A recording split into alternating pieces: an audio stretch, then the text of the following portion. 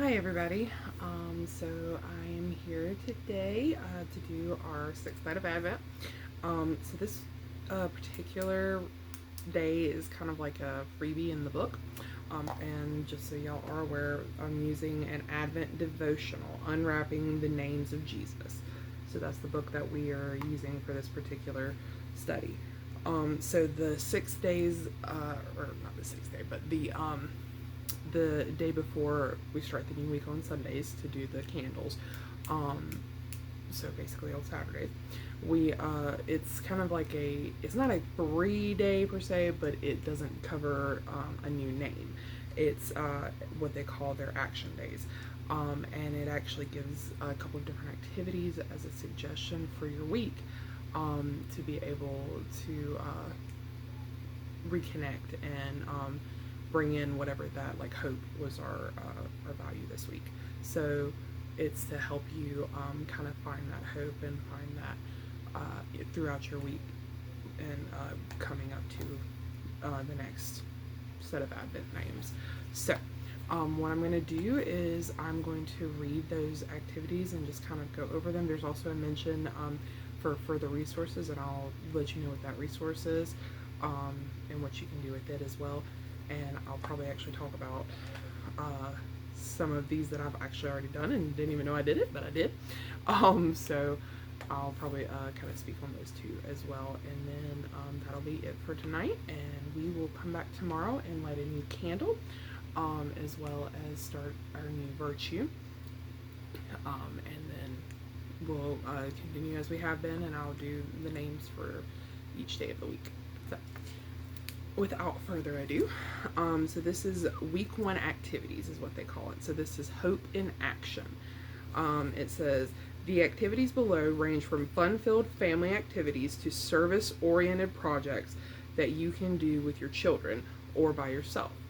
Pick one or more activities from the suggested list below to put your hope into action this week. So the first one is decorate the Christmas tree together. As you hang ornaments, reflect and talk about how the evergreen tree symbols life in the middle of winter, even as Jesus is the resurrection and the life. When you glance at the twinkling lights, remember that Jesus is the light of the world, and he calls us to be shining lights in the darkness. Consider making ornaments to remind you of Jesus' names, or color the printable ones provided at unwrappingthenames.com. So I thought it was interesting because this is actually one that we did this week. Me and my son always decorate our tree, which is this one right here behind me.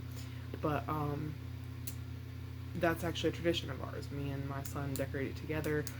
We hang the ornaments, and we always talk about each one. So I thought it was kind of neat that they were talking about, reflecting on the evergreen. We do use a fake tree, unfortunately. I do miss using a real one sometimes, but the fake one is just a little bit easier, and it's less expensive because I don't have to buy one every year. So, but I think it is really cool because a lot of these ornaments have history. Some of them are as old as I am, if not older. So it's really awesome to be able to experience that with him. And he's always asking questions about the ornaments and where they came from, what they mean. So it's an awesome way to share some of my childhood with him, some of my memories, what some of them are. Like this one right here is a Christmas tree, and it's actually handmade. My mama made that. I have a couple of those on here that are like that. And then we do have some that Jackson made as well. There's all kinds of different things on here. Like this one was done when he was in daycare, and the ribbon inside of it is the height that he was at that age. So there's all kinds of different things on here, and I thought it was really cool that I was talking about comparing the evergreen to Jesus, because it is everlasting. And it was kind of funny that me and my son actually had a conversation. He was asking me why these type of trees always stay green. So we actually got to talk about the evergreen, and why and what it means. And I thought it was really cool that it mentioned that, because even though at the time I didn't really equate it with Jesus' everlasting life, it very much is. And it's really awesome because I have several um,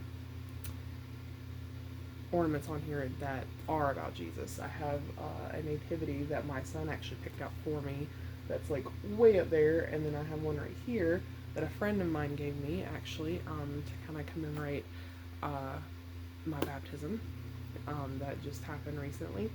And I also have the Good Shepherd ornament that I put up here from our women's night that we were also using this book for. And then I also have every single uh, ornament that I've gotten from Capstone since I've been there. This is my fourth Christmas, so I now have 4 ornaments up there from them, and each one represents our theme from the previous year. It's so like love. This year's is love is raining down, um, and I also have all the other ones up there too. So anytime he asks me what any of them are, I get to tell him what they are, what they mean, where they came from.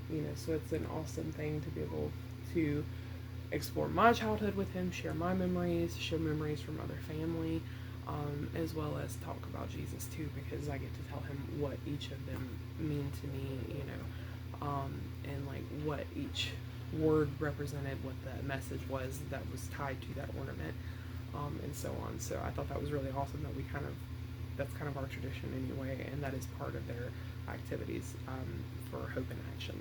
So that was really neat.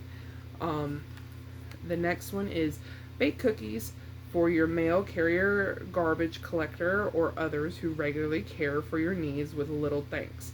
Write a personal card celebrating the birth of the King of Kings, who was born for the high and the low. I really like this one. I'm not a great baker, so I tend to leave stuff like that to the ones that are. But I do cook, and that is one of my main love languages is to cook. I cook for all of my friends. I cook for my family. I cook for birthdays. That's my favorite thing to do is ask, what would you like me to cook you? You can say anything, and I will give it a go for a birthday. So I thought that was a really good idea, and I love that they mentioned, like your mail carriers, your garbage collectors, everyday people that do these everyday jobs that we don't really necessarily think about, but they kind of make our lives easier, as opposed to us having to worry about them. So I think that's really a great suggestion, and I thought it was really cool that it kind of coincided with what we did for our women's night, because we did a cookie exchange, and that's there was all manner of women there from all walks of life. Some of us knew each other, some of us never even met each other, some of us were just acquaintances that got to know each other better. So it was really a fun night to be able to get to meet many women of Christ, many sisters, and exchange those cookies. And there was a range from completely homemade to like fun little added things to already made cookies. I know there was one that was like the peanut butter cookies, and they turned them into reindeer. They were so cute. And then there was even just regular store-bought cookies. I know like me and my mama, like I said, neither one of us really baked that much. We actually found the old school Christmas cookie assorted pack at Publix, so that's what we brought. So it was really an awesome time, and a really great way to see that hope in action. And the next one is make Christmas cards for families in the NICU whose holiday season is filled with worry and grief. Pray that Jesus, the one who saves, may fill their hearts with hope. That's a great one, and I have actually done stuff like that before with the cards. Especially in the NICU. Actually, when I was in school at Fountain Elementary, where my son goes now, one of the things they did was actually make cards and send them to the hospital. So that's a really great one. The next one is participate in an angel tree program. What? Sorry, y'all, I had to pause for just a second. But so the next one is participate in an angel tree program through the Salvation Army or Prison Fellowship and buy gifts for needy children near you. Find links and more information at unwrappingthenames.com. So I've actually never done the Angel Tree program, but we do the Shoebox program a lot, which is similar. And they do it at Hobby Lobby. We also used to do it with our church too. Way back in the day when I was a kid, when I went to Fountain First Baptist, they did it a lot, and it was something me and my Aunt Jane did. And she always got one boy and one girl, and we would go and fill that box up. And 9 times out of 10, she ended up having to get a bigger box than what they actually gave us to put it in. So she would, we would do that together, and she would let me pick out the stuff for the kids and help her get everything. And that's something that I continue to do into adulthood a lot as well. You can go get the boxes for $5 at Hobby Lobby, and you just fill that up with whatever they need. They usually give you like a list.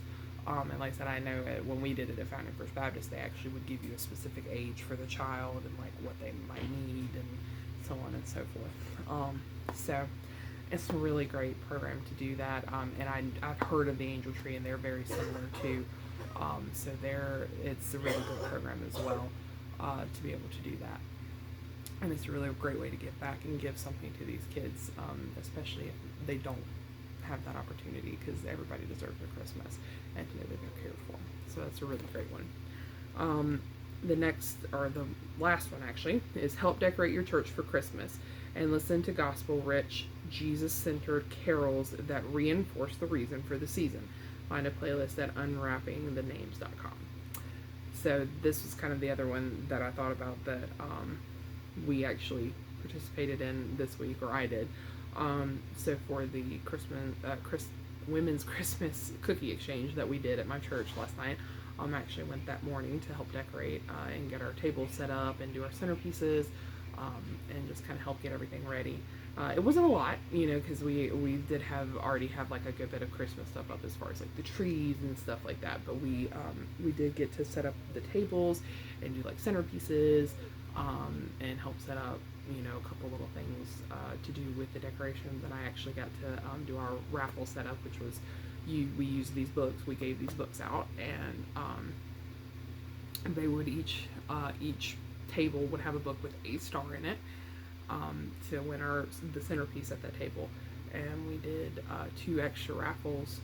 One person would have 2 stars for the wreath that was made, and another person would have 3 stars for the needlepoint that was done to win that as well. So it was really fun, and it was really cool to be able to go and kind of help set that up and just get everything ready for the wonderful women that we got to gather with last night. It was really awesome. So I thought that was really a good one that they put up, and I would encourage you to do that in any opportunity that you get, like with your church, whether it's a specific event, just decorating the church itself, maybe even helping decorate at the school if your kids go to a school that's doing something of that nature, anything of that type of helping, because that's all of that stuff is usually done by volunteers. It's not something that anybody's getting paid for or anything like that. So anytime you can offer that helping hand is always awesome.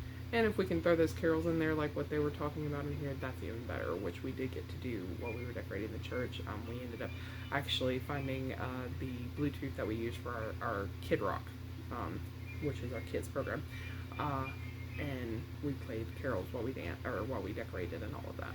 So it was really awesome, and I do recommend something like that. It's a very good way to be a community and to help. So those are all of the ideas that it gives you for Hope in Action. So I hope you're able to do one of these this coming week, or maybe you've already done it, you know what I mean? And you can kind of sit and reflect on that and see how that hope was was shown through that activity in your life for that week. I always recommend that, if you did do one of these actions, because that's like what I did. When I read through it, I was like, oh, we did that. And I sat there and I reflected on it and, what we did and how it coincides with that. So that's always a good thing because sometimes when we're in the moment, we don't realize it, and like with this, when I was doing it, I didn't know that, those activities were in here, so I wasn't really focused on it at the time. But when you go back and reflect after you hear about it and kind of see where that hope comes in and what it means by hope in action, that's a really good thing to do and to be able to appreciate and give thanks for. So And I did want to go ahead and give you the bonus content it has here. I know you heard me mention in a couple of them unwrappingthenames.com. So that is the resource that it gives you. It says go to unwrappingthenames.com to download a free printable activity sheet and other fun resources to celebrate Advent together with your family. So that is actually to do with this book. It's to go with this book, and they have all kinds of different resources on there. Like it said on here, I know there's a playlist there. They also have the worksheets and stuff they were talking about in here, activity sheets. And then there was also like printable Jesus names that you can turn into like ornaments and stuff like that. So there's a lot of cool things on that website and good resources to help you with any of these activities and stuff like that. Also as we go forward as well. So just so you have that that website, and we will be back tomorrow, like I said, to do our second candle, and preparation is our next step in the Advent. So that's what we'll be doing tomorrow, and I look forward to seeing y'all then.